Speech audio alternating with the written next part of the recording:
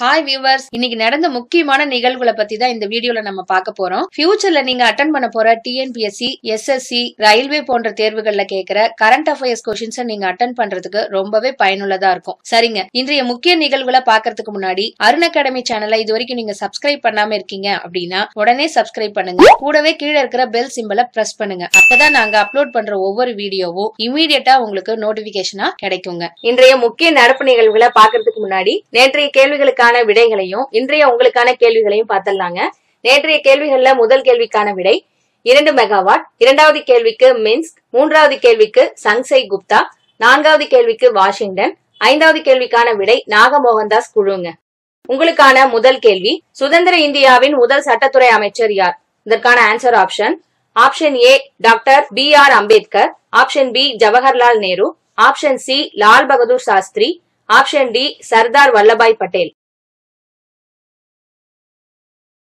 உங்களுக்கான இரண்டாவது கேள்வி, CAG என்பதன் விரிவாக்கம் என்ன?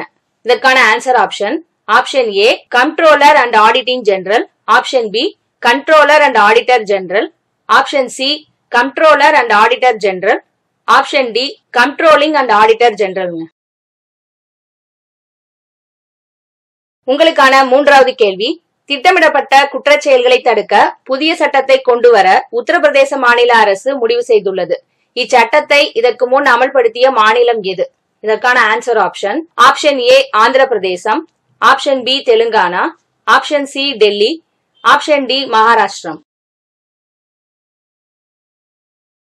உங்களுக்கான நான்காவது கேள்வி, யுனெஸ்கோவின் பாரம்பரிய பட்டியலில் இடம் பிடித்துள்ள ரயில் எது? இதற்கான ஆன்சர் ஆப்ஷன் ஏ நீலகிரி மலை rail, option B Yercaud express, option C Shatabdi express, option D Kanyakumari express. உங்களுக்கான ஐந்தாவது கேள்வி, வடகொரிய தென்கொரிய மாநாடு எப்போது நடைபெற உள்ளது? இதற்கான answer option A December 27, 2018, option B June 27, 2018, option C May 27, 2018, option D April 27, 2018. இந்த கேள்விகளுக்கு எல்லாம் பதில் தெரிஞ்சதுன்னா கீழே கமெண்ட்ல ஆன்சர் பண்ணுங்க. அப்படி தெரியலன்னா 26/3/2018 இருந்து 30/3/2018 வரையிலும் நாங்க அப்லோட் பண்ண வீடியோவை பாருங்க. அடுத்த வீடியோல நானே இந்த கேள்விகளுக்கான விடைகளை சொல்றேங்க. இன்றைய முக்கிய நடப்பு நிகழ்வுகள்ல முதல் கேள்வி என்னன்னா, எந்த நாட்டில் 35 ஆண்டுகளுக்கு பிறகு திரையரங்கம் திறக்கப்பட்டது? இதற்கான விடை சவுதி அரேபியா. மேலும் இதை பத்தின சில தகவல் என்னன்னா, இந்த அரங்கம் தலைநகர் ரியாதில் தொடங்கப்பட்டதுங்க. சவுதி அரேபியாவினுடைய நாணயம் ரியால், மன்னர் சல்மான்ங்க. அடுத்த கேள்வி, தாதா சாஹிப் பால்கே திரைப்பட அறக்கட்டளையின் மூலம் வாழ்நாள் சாதனையாளர்களுக்கான கௌரவ விருது யாருக்கு வழங்கப்படுகிறது? இதற்கான விடை ராகேஷ் ரோஷன்ங்க. மேலும் இதை பத்தின சில தகவல் என்னன்னா, இவர் திரைப்பட தயாரிப்பாளர், இயக்குனர், திரைக்கதை மற்றும் ஆசிரியர் ஆவாருங்க. அடுத்த கேள்வி, உலகின் 6வது பெரிய பொருளாதார நாடாக இன்டர்நேஷனல் மானிட்டரி ஃபண்ட்ஸ் என்ற அமைப்பு மூலம் அறிவிக்கப்பட்ட நாடு எது? இதற்கான விடை இந்தியாங்க. மேலும் இதை பத்தின சில தகவல் என்னன்னா, பிரான்ஸ் நாட்டை பின்னுக்கு தள்ளி இந்தியா 6ஆம் இடத்தை பிடித்துள்ளது. முதல் 5 இடங்கள் முறையே அமெரிக்கா, சீனா, ஜப்பான், ஜெர்மனி, இங்கிலாந்து ஆகிய நாடுகள் பிடிச்சிருக்காங்க.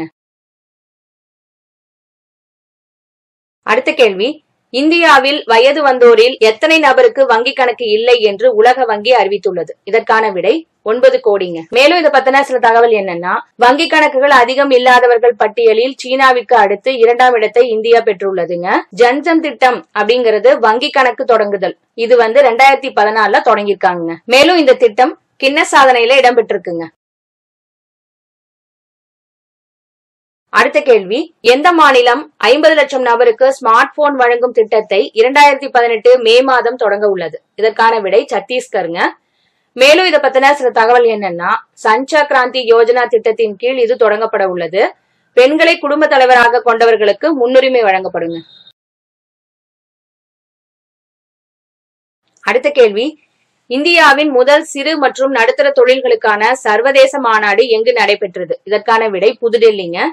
மேலும் இதை பத்தின சில தகவல் என்னன்னா, ஏப்ரல் 21 இருந்து 24 வரை நடைபெறும் இம்மாநாட்டில் 31 நாடுகளில் இருந்து 150 தொழில் முனைவோர் மற்றும் இந்தியாவின் 400 தொழில் முனைவோரும் கலந்து கொள்கின்றனர்ங்க.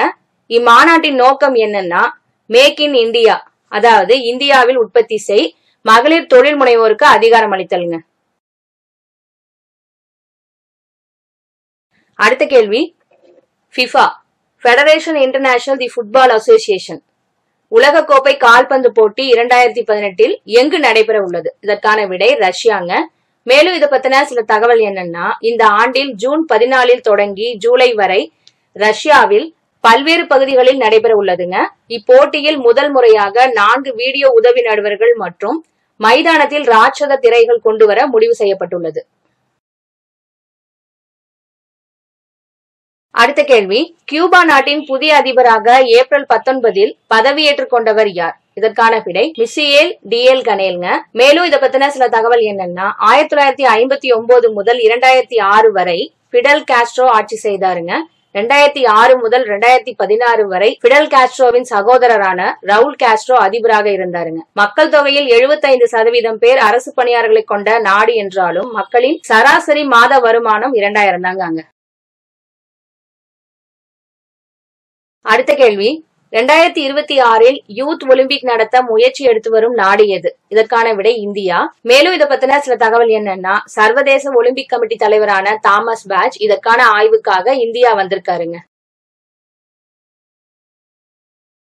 அடுத்த கேள்வி, ஆஸ்திரேலியா டெஸ்ட் கிரிக்கெட் அணியின் புதிய கேப்டனாக தேர்வு செய்யப்பட்டுள்ளவர் யார்? இதற்கான விடை டிம் பெயின்ங்க. மேலும் இதை பத்தின சில தகவல் என்னன்னா, தென்னாப்பிரிக்காவுக்கு எதிரான போட்டியில் பந்தை சேதப்படுத்தியதால் கேப்டன் ஸ்டீவ் ஸ்மித் தனது பதவியை ராஜினாமா செய்தார். இதனால் டிம் பெயின் டெஸ்ட் போட்டிக்கு கேப்டனாக தேர்வு செய்யப்பட்டுள்ளாருங்க.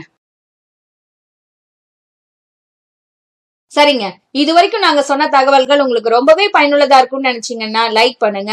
அதே போல உங்க நண்பர்களுக்கும் பயனுள்ளதா இருக்கும்னு நினைச்சீங்கன்னா ஷேர் பண்ணுங்க. மேற்கொண்டு இதை பத்தின கருத்துக்களை கீழே கமெண்ட்ல பதிவு பண்ணுங்க. தேங்க்யூ.